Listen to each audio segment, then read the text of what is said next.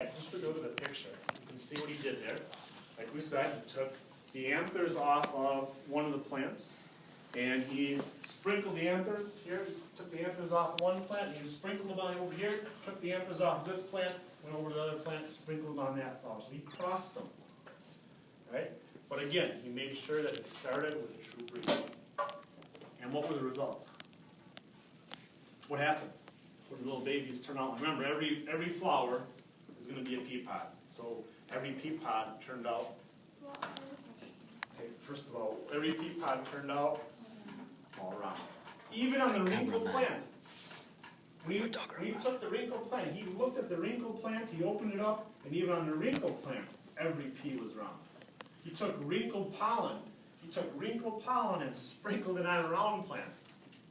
And every pea still was round. What does this prove? What? It proves? First law. It proves that there is such a thing as a dominant trait. And in peas, the dominant trait for round and wrinkled is round. Okay. Question? How do you know if it was true, like a true breeding plant? Good question. How do you know that it was a true breeding plant? What he had to do is he had to take a plant, allow it to self-pollinate. So if this is a round plant, he's guessing, I'm guessing that this is going to be a true breeder, he allows it to self-pollinate, which means it would be sprinkling round pollen on itself. The petals fall off, the little pea pod is hanging, he opens up the pea pod, and what does he get? All round. But could wrinkled information be hidden? Yes. It could. So he had to go one step further. So he took that pea pod, opened it up, took the peas, put them in dirt, allowed those plants to grow, and he allowed those plants to now self-pollinate again.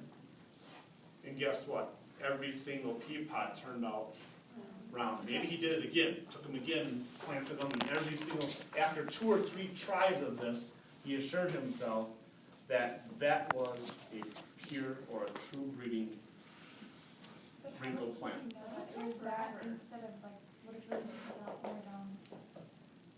How hard is it to Well, he never got a wrinkle. Not even one pea.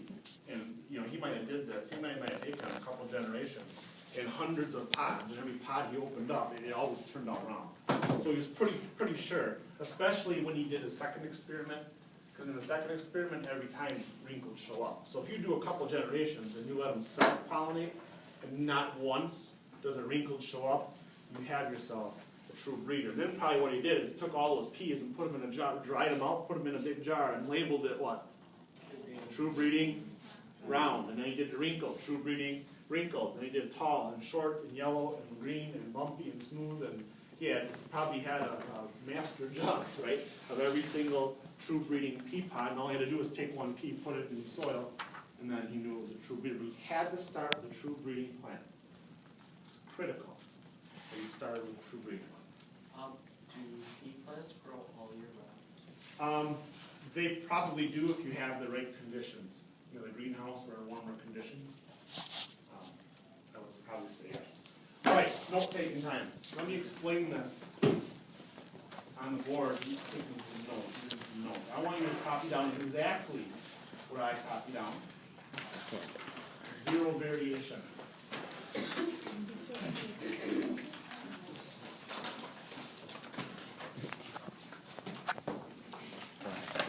I'm not a good drawer, so here's what we're going to do. Mendel took 2 plants. He took a true, we'll call this a true round, and he took a true wrinkle. Okay. Those are my 2 plants, true round and true wrinkle. And just for explanation purposes, let's call this true round a mom. Let's call this dad. Now in plants, we're not really concerned about moms and dads, but for explanation purposes, let's call that true round a mom. Just in this scenario. And that true breeding wrinkle, we're gonna call that.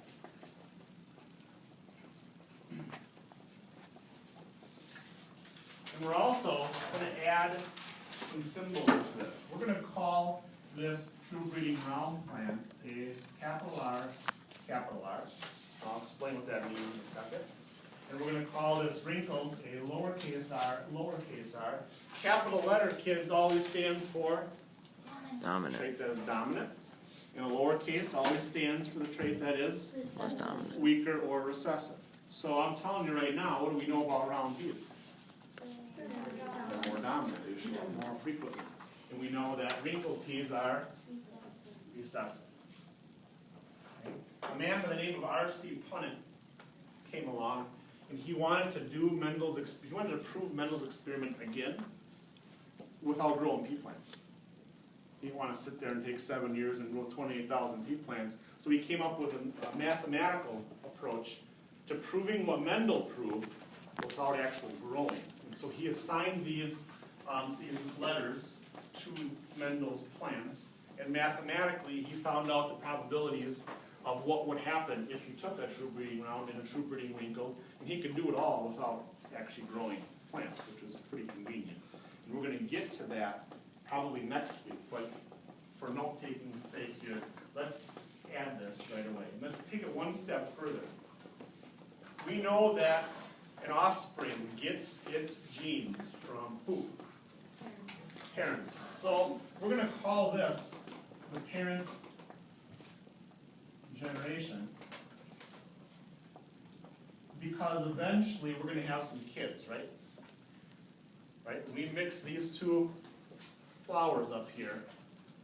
These petals are going to fall off, and little kid's going to be hanging there, little pea pod kid, right?